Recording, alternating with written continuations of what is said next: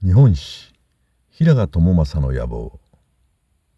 北条時政と牧の方の娘婿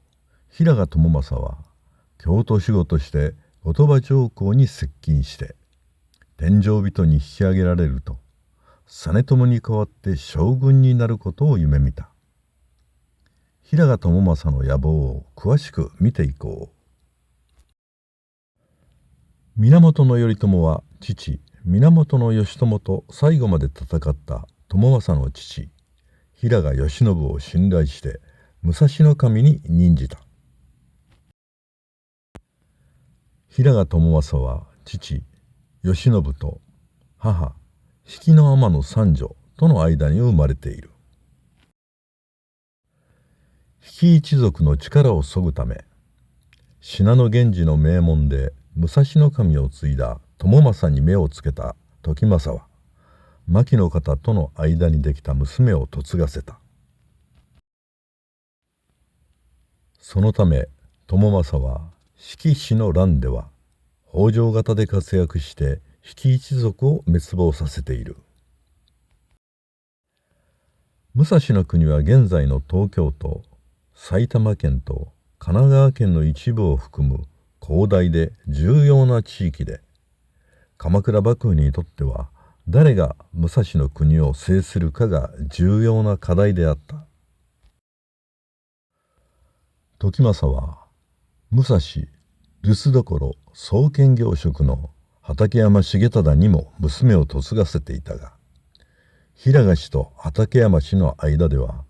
武蔵国の実権をめぐる暗闘が繰り広げられていた。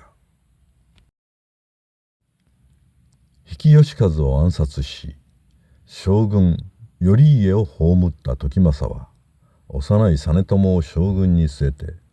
幕府の実権を握る。平賀朝雅を京都守護に送り出した時政は武蔵守を代行するが比企氏の所領があった武蔵国は不安定化していた。比企氏の縁者であった児玉党などは比企氏の敵である時政に対抗して畠山重忠を頼った。一方近畿では鎌倉幕府が先の将軍が暗殺されるなど混迷を深めているという噂が立ち平氏の残党による三日平氏の乱が伊勢と伊賀で起こった。両国の守護の山内須藤常俊が反乱軍に追われて国外へ逃亡する事態となった。そのため鎌倉幕府は京都守護の平賀朝雅に反乱軍の鎮圧を命じた。すると後鳥羽上皇は朝雅を城北面に任じさらに天上人に引き上げるという異例の処置をとっている。朝雅は伊勢攻略に出陣するが東海道から攻めれば数かの関で苦戦することを予見して東山道で美濃から尾張に迂回して伊勢に攻め入った。朝雅はわずか3日で伊勢を鎮圧しているところから優秀な政治家だけではなく優れた軍略家でもあったことを伺わせている。朝雅は引き続いて伊賀の国に攻め入り同じく短期間で平家の残党を鎮圧している。この朝雅の功績に対して後鳥羽上皇は山内須藤常俊に代わって朝雅を伊勢の国と伊賀の国の知行国主に任じた。その結果畿内では将軍実朝よりも京都守護で天上人の平賀朝雅の名声が広がりもてはやされた。源氏の名門出身の朝雅にしてみれば名実ともに将軍実朝を凌駕する自らの名声に酔いしれ将軍実朝にとって代わる野望をこの時抱いたのかもしれない。この京都での動きに対して時政は新朝廷派の牧の方の影響もあり沈黙を続けた。時政と牧の方も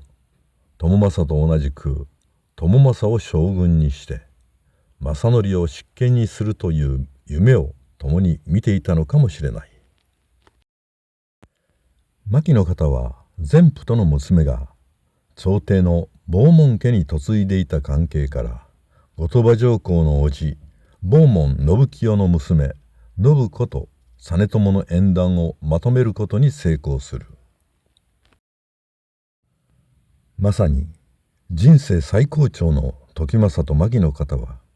二人の間に生まれた愛息正則を婚儀の中心者として100人余りの死者と共に京都へ送った。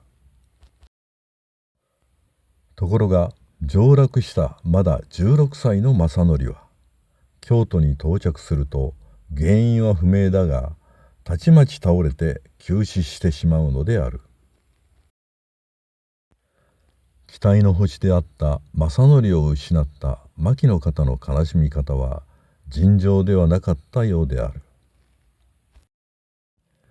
平賀朝雅は武蔵の国で権力闘争を繰り広げてきた畠山重忠の嫡男重保が正則の同行者であることに目をつける。京都の六角東院台の主演において朝雅は畠山重保の不注意が正則死亡の原因であるという言いがかりをつけて重保を責めている。朝雅が牧の方にも讒言したため結局畠山重忠重保親子は無実で誅殺されることになった。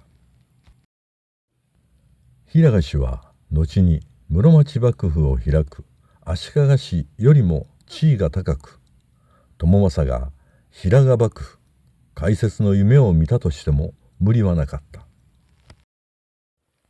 しかし北条時政と平賀朝雅が朝廷に接近して行う政治は鎌倉の御家人たちには支持されなかった。御家人たちに支持された北条義時と政子によって北条時政と牧の方は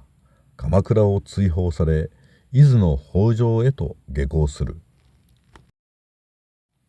そして新執権となった北条義時は将軍実朝の名で平賀朝雅追討の命令を発する。平賀朝雅は1205年元久元年山内須藤常俊の子道元によって京都で誅殺され朝雅の野望は儚く消え去るのである。